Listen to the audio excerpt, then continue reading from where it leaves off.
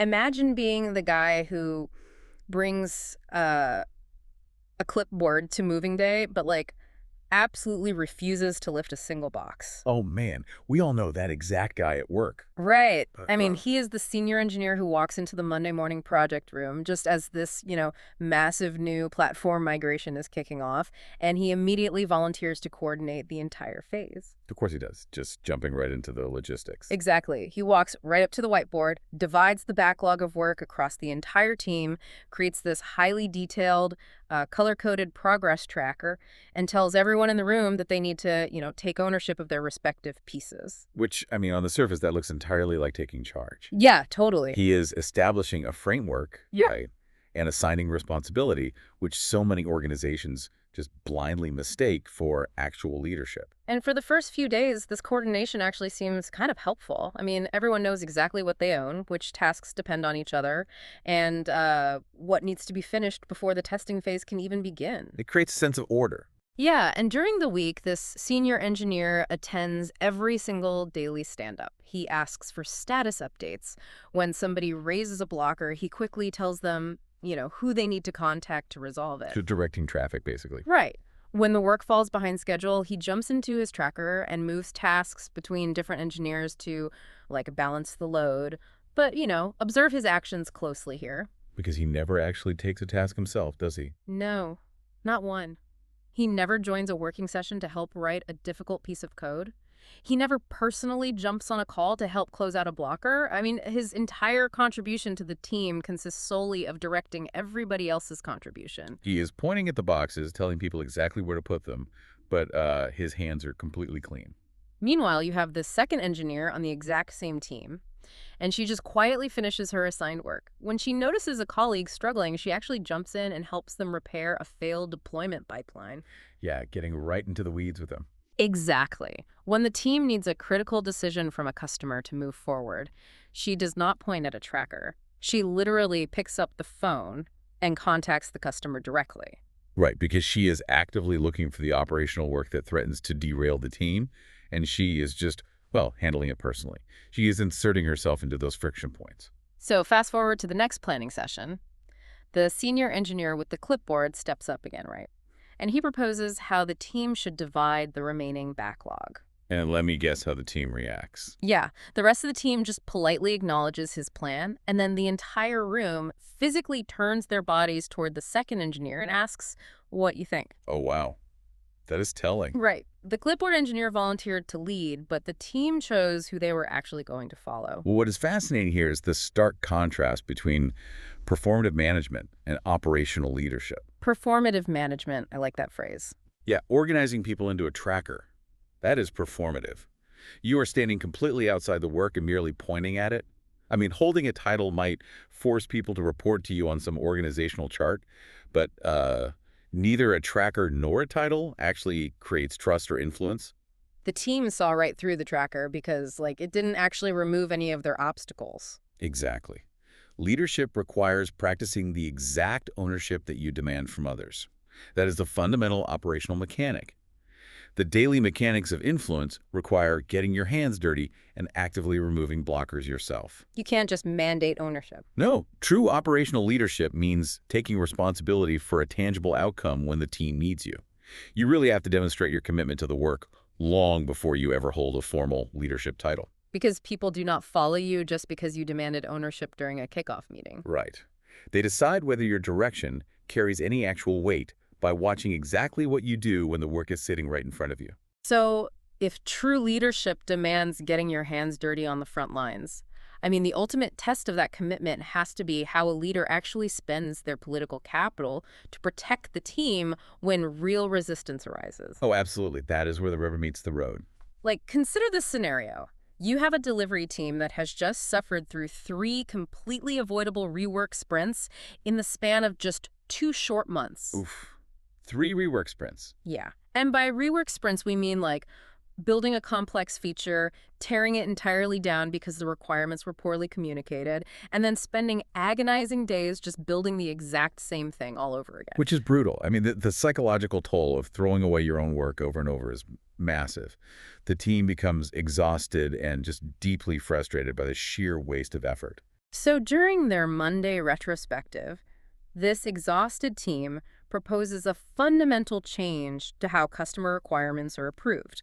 They spend 3 full days, right? 3 days mapping out exactly where the requirements changed, calculating the exact number of hours lost to rebuilding the same features, and designing a brand new review step. So they are bringing real data to the table. Oh, highly detailed data. This new review step, it will delay initial customer requests by exactly 1 day, but the mathematical evidence proves it will save several days of painful rebuilding on the back end. So they present this to their manager on Wednesday. And I imagine the manager is thrilled, right? He looks at the data, recognizes the massive efficiency gain, and says, this is exactly what the department needs. Totally. He gives the team his full support, he tells them they have his backing, and asks them to present the plan at the Thursday leadership meeting. Thursday arrives. The big meeting. The big meeting. The team presents their meticulously researched proposal to all the department heads. And immediately, the commercial director just aggressively objects. Oh. He argues that his sales team, they promise customers quick turnarounds, and another review step threatens those promises. Right, defending his own turf. Yeah. So the delivery team calmly explains the trade-off. They show the data from the previous 2 months where the lack of review caused massive delays anyway. But the commercial director, he still refuses to budge. So the entire room looks directly at the manager who promised his support. Oh, man. This is the exact moment where operational leadership is either forged or broken in front of an audience. And the manager immediately folds. Just collapses. Yeah, he avoids eye contact with his team, mutters something about how the proposal needs, quote, more alignment, and he just leaves the team standing there completely alone to defend their data against a hostile commercial director. And that moment of abandonment destroys the entire foundation of operational leadership. I mean, the manager supported the decision on Wednesday when supporting it cost him absolutely nothing, in the safety of a private meeting. Right, it's easy to be supportive behind closed doors. Exactly. But the moment that decision met actual political resistance, he completely refused to spend his own capital to defend the team's work. Okay, wait, I want to push back on that for just a second, though. Let's unpack this. Was the manager not just being kind of realistic about office politics? How do you mean? Well, maybe he recognized a lost cause in the room, Why fight the commercial director if that guy holds all the cards regarding customer promises? Sometimes you just have to read the room and realize, hey, you do not have the votes to win this argument. I get that argument, but no. Because private encouragement merely gives a team permission to work, right? It gives them absolutely zero power to make that work actually matter. Permission versus power. Yes. The operational rule of initiative is absolute here. Do not tell a team to proceed with a massive effort unless you are fully willing to spend your political capital defending it in the room where it can be overturned. Wow, okay, that is a hard rule. It has to be. If you are not going to fight the commercial director on Thursday, you must tell the team on Monday, before they waste 3 whole days gathering data. Asking a team for refinements on an idea is entirely different from letting their idea get brutally rejected in a public forum. I mean, the psychological fallout from that specific type of betrayal has to be severe. The team is not just disappointed, they are humiliated. It is devastating. You have to look at the psychological mechanism at play here. When a manager abandons a team in public like that, the team realizes that their effort is entirely unprotected. They're on their own. Totally. And the result of this failure is not just a single rejected proposal. It literally destroys future initiative. Because why would they ever stick their necks out again? Exactly. The next time a recurring problem surfaces, nobody on that team will volunteer to design a solution. Nobody is going to spend 3 days collecting evidence. When asked for recommendations, they will just give cautious, non-committal answers about needing leadership alignment. And the funny thing is, the manager will likely assume the team simply became lazy or just lost their drive. Right, but they did not become lazy. They just learned exactly what happens to initiative in that specific organization. The manager essentially trained them to stop trying because trying results in public abandonment. That is so wild. And, it is one thing to abandon a team in a high-stakes meeting room, but here is where it gets really interesting. Leaders often inadvertently sabotage their teams through the actual vocabulary they use every single day. Oh, vocabulary is a huge operational bottleneck. Let me give you an example. A manager walks up to a new analyst on Monday morning and asks him to build a, quote, consolidated dashboard ready for the operations team by Friday. Okay, classic corporate speak. Yeah. And the analyst hears that request and recognizes every single word the manager just spoke. Right. But he has absolutely no idea what the manager actually wants. None. Right. And instead of asking, the analyst spends the next 4 days desperately trying to decode the word consolidated. Just spiraling. Yeah, he digs through old project folders. He polls his colleagues, asking like what the manager usually means by that specific word.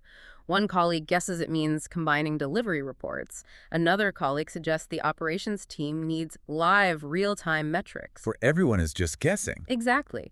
Driven by complete panic and guesswork, the analyst spends the entire week building this massive, complex dashboard that tracks milestones, incidents, staffing, risks, and cross-team dependencies. He is burning immense cognitive energy just trying to interpret a completely vague instruction, simply terrified of delivering the wrong thing. Right. So Friday arrives. The manager opens the dashboard, stares at the screen looking completely confused, and asks, "Where is the list of projects?" Oh no. Yes. That was the entire request. The manager just wanted a simple document showing each project, its current status, and the assigned owner. And the analyst wasted 4 full days translating language that added absolutely no useful meaning to the request. I mean, the manager could have just asked for a list on Monday, but chose to use the phrase consolidated dashboard instead. But honestly, look at it from the manager's perspective for a second here. Why did the analyst not just ask for clarification on Monday? Is that not on the employee? You'd think so. But If you do not understand the assignment, you raise your hand and ask the question. It seems like the analyst created his own problem by just guessing. if we connect this to the bigger picture, we see the mechanics of power dynamics at play here. Clear communication cannot depend on an employee's willingness to look stupid in front of their boss. Okay, because the boss holds the power. Right. As a leader gains authority, the barrier to questioning them rises significantly.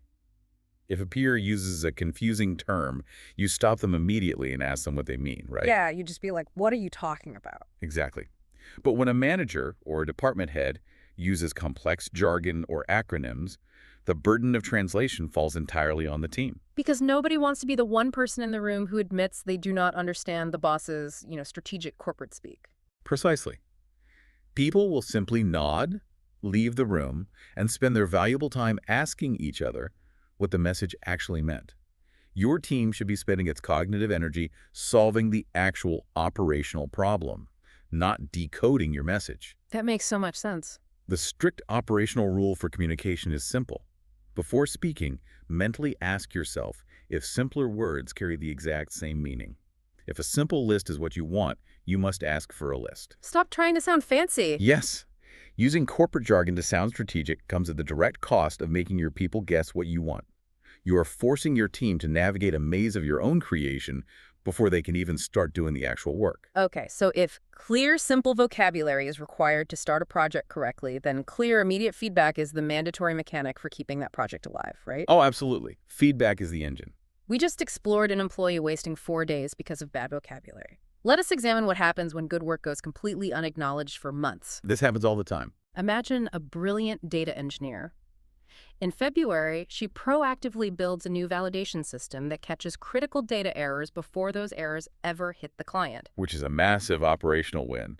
She solved a problem before it became a crisis for the customer. Right.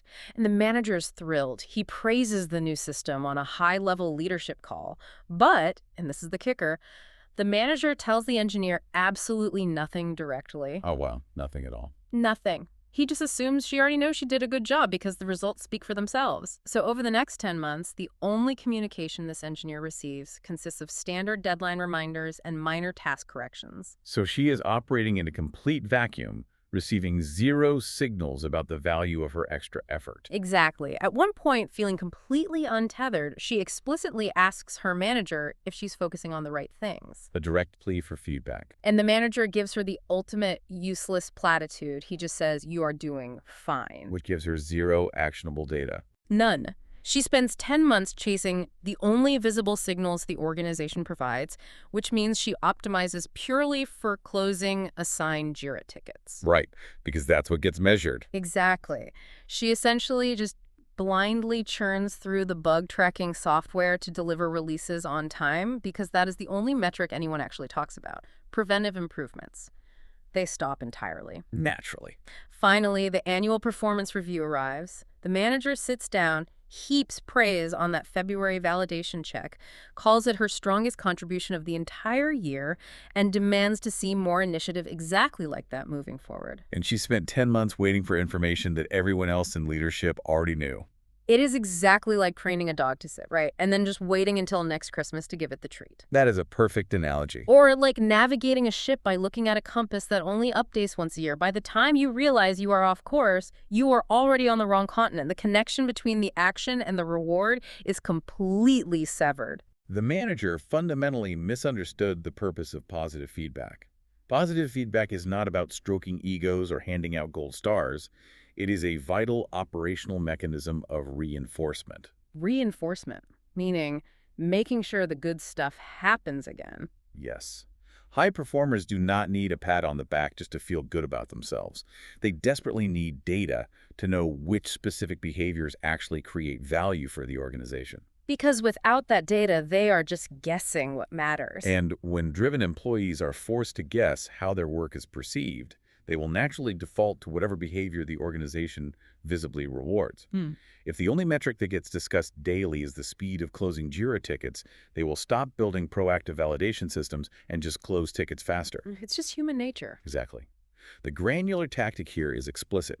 If a piece of feedback is important enough to bring up in an annual performance review, it is important enough to mention the very day the work happens. You cannot wait for some scheduled HR process to tell someone they did something valuable. You must tell your people exactly what they did, why it worked, the impact it had on the team, and that it is a behavior worth repeating while the action is still totally fresh in their minds. Feedback is a steering wheel, not a rearview mirror. You use it to guide daily operations, not just to reflect on a year that has already passed. So, okay, it is one thing to fix your own communication and feedback loops as a single manager, right?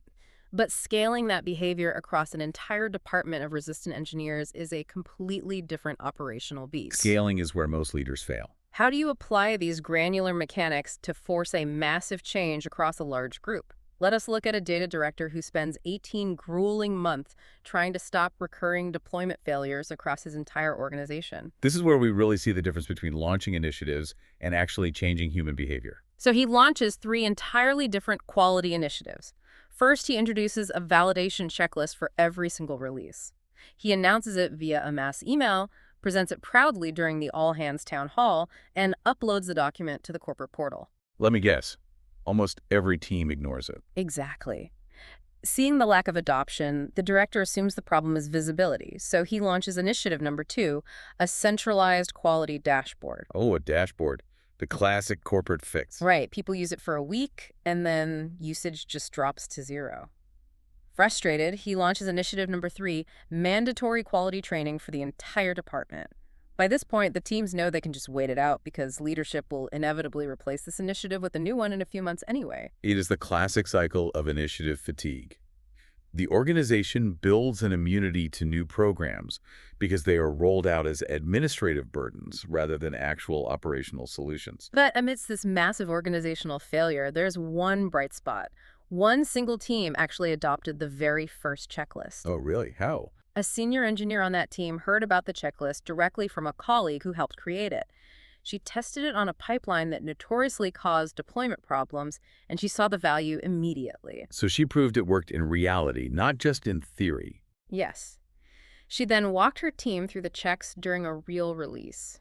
They stripped out all the useless administrative parts, kept the specific checks that actually caught failures, and baked those essential checks directly into their pull request template. That is brilliant. Yeah, so before they could even merge their code, the checklist was automatically enforced. It just became a seamless part of how they worked. They operationalized the intent of the checklist rather than just blindly following the administrative rules. They made it functional for their specific environment. But wait, if 90% of the department completely ignored the first checklist, shouldn't the director assume the checklist is a total failure and try something new? Why double down on a process that almost everyone rejected? Well, this raises an important question about how organizations view partial adoption. The fatal flaw was reinventing the wheel. The director focused entirely on the people who did not adopt the checklist and punished them with mandatory training. Right, which nobody likes. Exactly. Instead, he should have studied the adapters. Partial adoption is not evidence of failure. It is a highly detailed map of how change actually happens in your specific environment. So the failure was looking at the 90% who ignored it instead of intensely studying the 10% who actually made it work. Yes. The mechanics of scaling change dictate that you do not launch a new initiative. Instead, you find the bright spots. You go directly to the team that made it work and dissect their exact conditions. Ask them what went right. Right. How did they hear about it? Why did they care enough to try it? Who made the process credible for them? You investigate the success instead of punishing the failure. Exactly. The operational move is to take those specific early adopters and have them demonstrate the checklist on real work for the other teams. You do not just send another mass email. Please, no more emails. Right. You help each team physically place the essential checks inside their existing release processes, just like that first team did with their code templates. You script the critical moves so that success no longer relies on luck or the right person reading the right mass email at the right time. You just bake it into the daily workflow. You engineer the environment so that doing the right thing becomes the easiest possible action. We have looked at all these granular mechanics today. From the clipboard engineer hiding behind a tracker to the manager folding in the meeting room, all the way to dissecting the bright spots of change. And the connecting thread here is that leadership operates entirely through these daily granular mechanics rather than titles or grand pronouncements. So true. So look closely at your own calendar from last week. If you stripped away your official title, your ability to assign tasks in a tracker, and the mandatory meetings you ran, what visible, concrete evidence would your team actually have that you were leading them? That is the ultimate question you have to ask yourself. Are you just organizing the work from a safe distance, pointing at the deliverables from behind a clipboard, or are you truly getting your hands dirty on the front lines when the team needs you most?